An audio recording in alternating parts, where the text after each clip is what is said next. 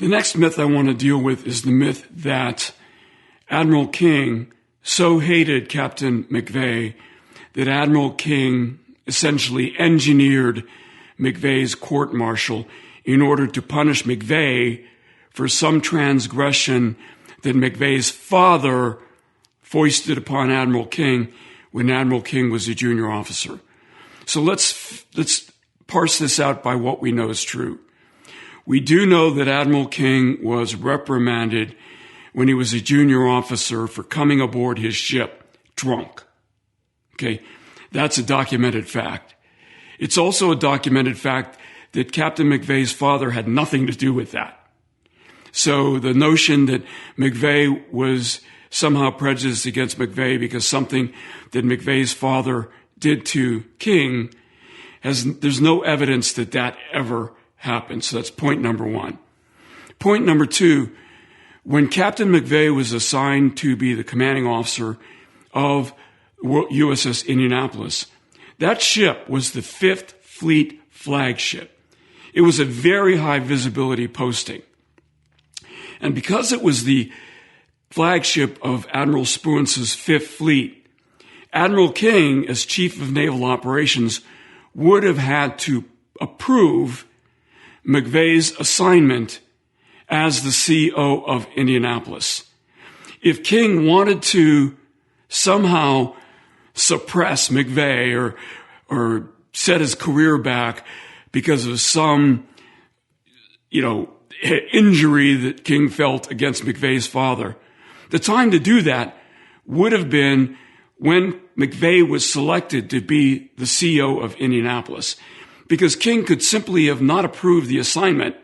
Nobody would have known about it. McVay wouldn't even known that he had been nominated, but the assignment was torpedoed by King, and it would have just gone away.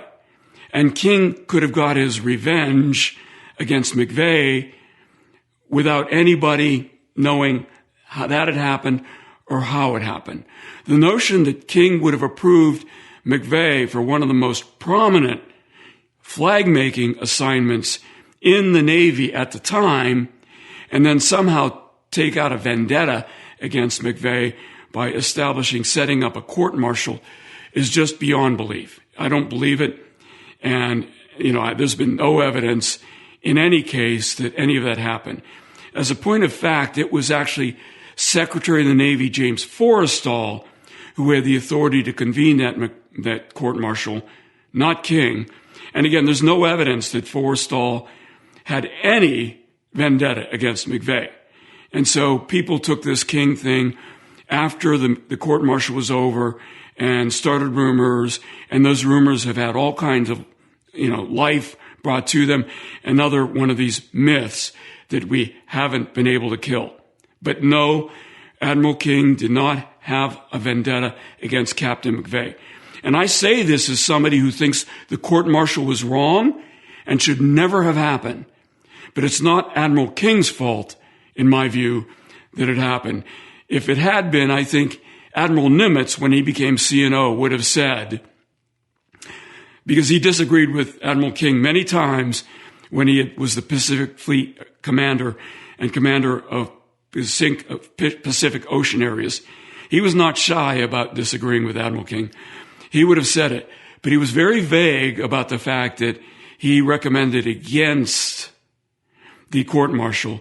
And I think the reason he was vague is because James Forrestal was still Secretary of the Navy when Admiral Nimitz was Chief of Naval Operations.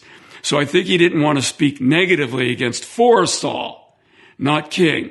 I think he believed it was Forrestal's idea, not King's idea.